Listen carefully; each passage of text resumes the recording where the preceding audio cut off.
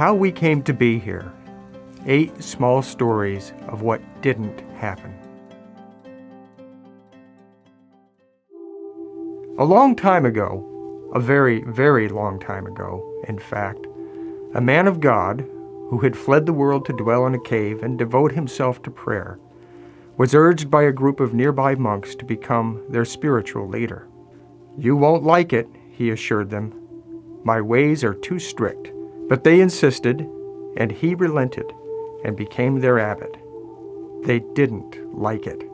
And so, of course, they killed him with poisoned wine and bread, and this holy man and his way of life, his conversatio, vanished from the earth. Only they didn't. When the holy man blessed the poisoned wine he had been served, it cracked and the deadly liquid spilled harmlessly.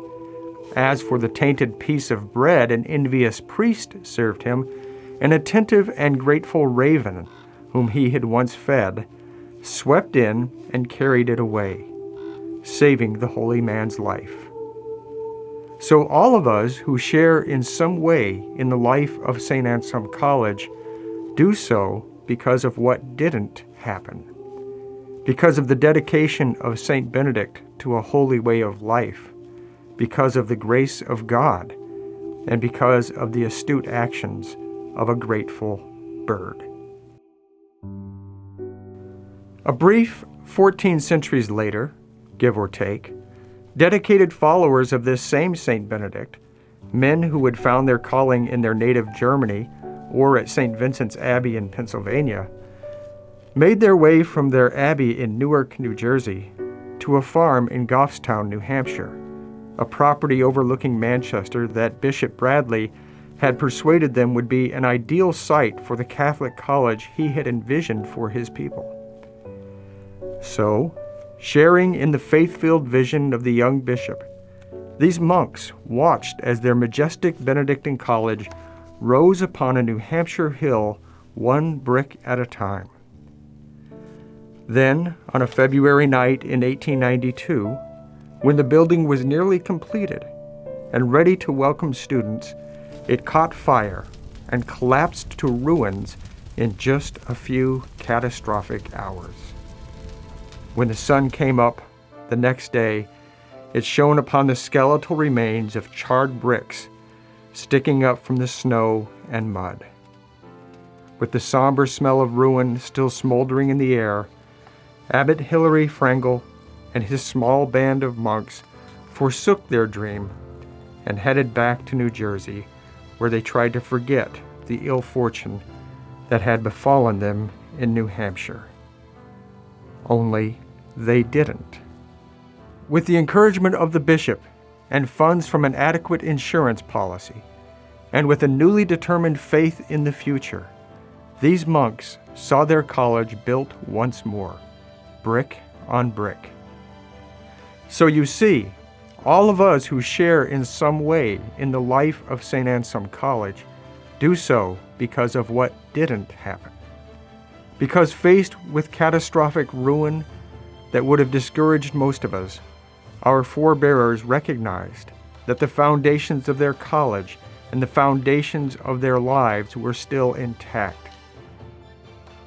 And from those foundations of granite stone and faith in Christ, Saint Anselm College rose from a horrifying heap of fire and ice.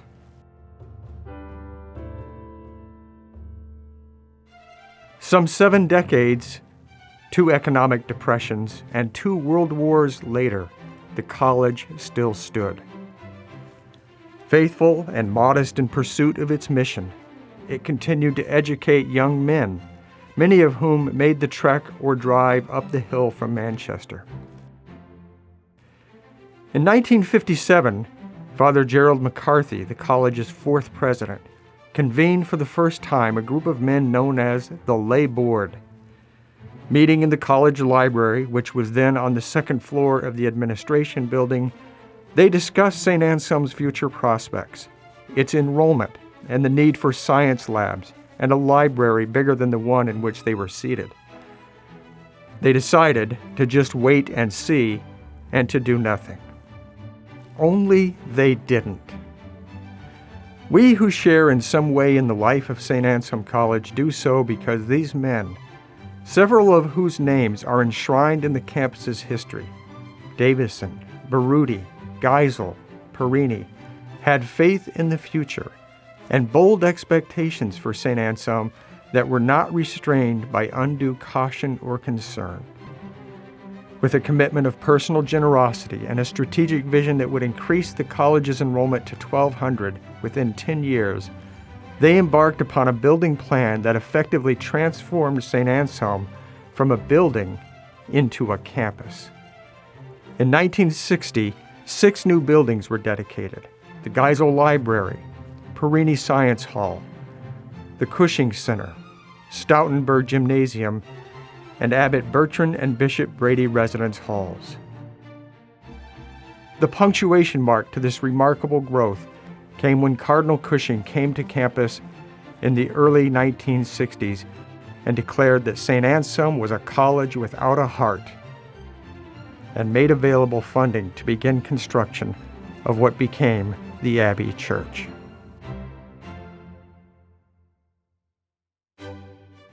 Eight years before this, 2 nurses had approached the leadership of St. Anselm College with a problem. Ruth Bagley, the director of nursing at the Eliot Hospital, and Margaret Amesbury, the director of nursing at the Veterans Hospital in Manchester, described an acute nursing shortage in the community, highlighting in particular the need for well-educated nurses who could teach and supervise others. The college had a problem of its own. Women at St. Anselm College? A scandalous idea, and one that, in order to preserve the tranquility of their school and the virtue of their students, the monks dismissed outright. Only they didn't. Mindful of the historically impactful role of the Catholic Church in providing health care, and persuaded by these women that the college could play a vital role in bringing the corporal works of mercy to the suffering in their community, the leadership of St. Anselm founded the Department of Nursing Education in 1952, and with great faith in the future appointed the then 31-year-old Ruth Bagley as its first chair. It would be only 5 years before the first woman made the trip up the hill to study something other than nursing. And by 1974, when the college became a fully co-educational campus, a new generation of women scholars and leaders had already begun to break old barriers and use their talents and energetic commitment and inspiring leadership to enrich and enliven St. Anselm's mission. Women at St. Anselm College? Oh yes. In the aftermath of the Cultural Revolution of the 1960s, St. Anselm felt the pressure to modernize its curriculum to make a choice between continuing to provide students a strong foundation in the liberal arts, or to shift to instruction that was perceived to be more relevant and practical in preparation for the real world. Faced with such pressure, the leadership of the college abandoned its foundations in the liberal arts. Only they didn't. Led by Abbot Joseph Jerry, who declared, "All people require that a vision be held up before them, an ideal towards which they must strive." The faculty, with an eye to the great truths of the past and with faith in the future of their students, created the 2-year humanities program, Portraits in Human Greatness, which lasted for 30 years, before parenting the present Conversatio program. Around the same time, Dr. Denise Askin enlisted Dr. Dan Forbes to create a center for volunteers that would encourage students to engage in service beyond the campus. Perhaps only Dan, with his expansive vision of what the community needed and his unflagging faith in the future, could have imagined that this initiative would grow into a central and vital part of the Anselmian experience. With the generous support of gifts from Richard Melia, the Melia Center for Community Engagement now partners with 50 nonprofit agencies through which St. Anselm students serve hundreds of people a year. Campus Ministry sends hundreds more students each year on service and solidarity mission trips. And the Father Jonathan D. Felice Center for Intercultural Learning and Inclusion welcomes students, staff, and faculty from all cultures. Everyone who serves at Saint Anselm College does so not because the liberal arts and the cultivation of the spiritual life are antithetical to engagement with the wider world, but because they are integral to each other. In 1999, a young executive vice president, a creative communications officer, and a visionary professor of politics stood in front of members of the college's board of trustees seated on metal folding chairs in a cold, empty former firing range in an abandoned Army Reserve facility at the eastern edge of the campus. U.S. Army trucks were still parked outside, and there was little in that forlorn and vacant space that could persuade those gathered there in winter jackets that they were seated in what could become a state-of-the-art institute of politics that would be the center of New Hampshire's presidential primary and a forum for civil discourse to teach and inspire students for decades to come. Unconvinced, they walked away and left it to the dreamers. Only they didn't. Bolstered by the legislative philanthropy of Senator Judd Gregg, who had faith in the future of St. Anselm and in our country's democracy, Father Jonathan D. Felice, with the counsel of Kevin Harrington and other national and local leaders, led the way in the founding of the New Hampshire Institute of Politics. A sword of military readiness was beaten into a plowshare of civic discourse. And then, only 4 short days later, after its formal dedication on September 7, 2001, students stood in front of new flat-screen televisions in the NHIOP, beholding the horrors of the 9/11 attacks upon their country. Through the tears of shock and grief and worry, hope would somehow need to be found, and the relevance of this new institute became suddenly and resoundingly clear.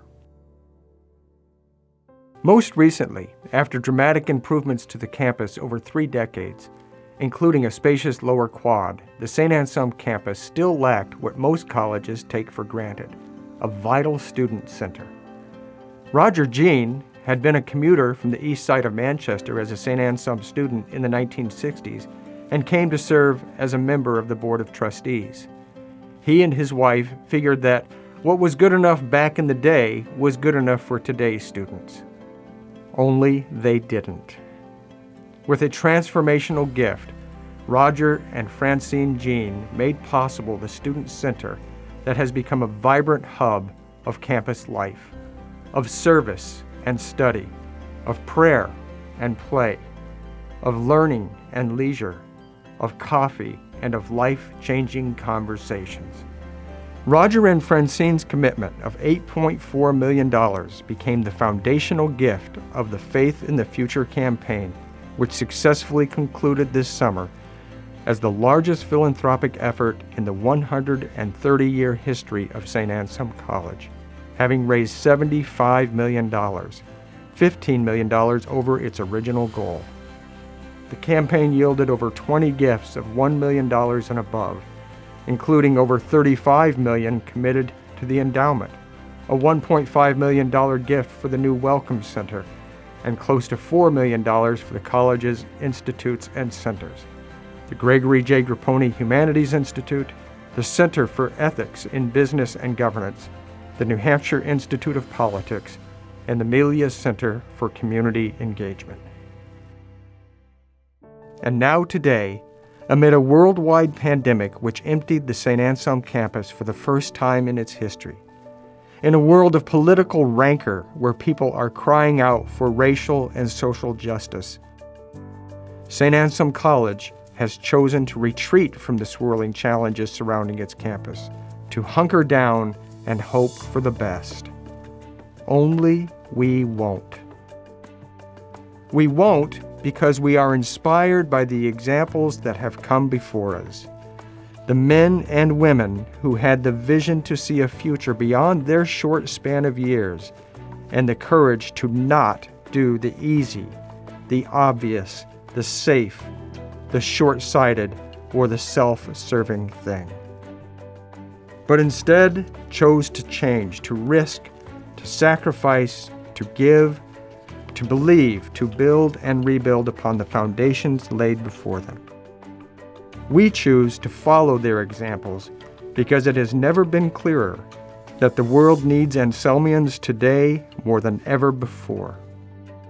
Led by a gifted and committed president, supported by a vibrant monastic community, enlivened by a talented community of scholar teachers, and sustained by dedicated administrators, staff, and nearly 20,000 alumni, Saint Anselm College rededicates itself to fostering the intellectual, moral, and spiritual growth of its students, to prepare them to engage locally, nationally, and globally in creating a more hopeful, just, and caring world.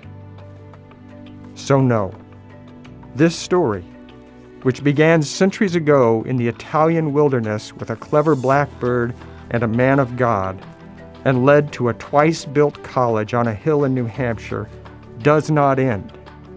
It continues in the profound and improbable promise from which it sprang so long ago. Anselmian today, Anselmian tomorrow, Anselmian always.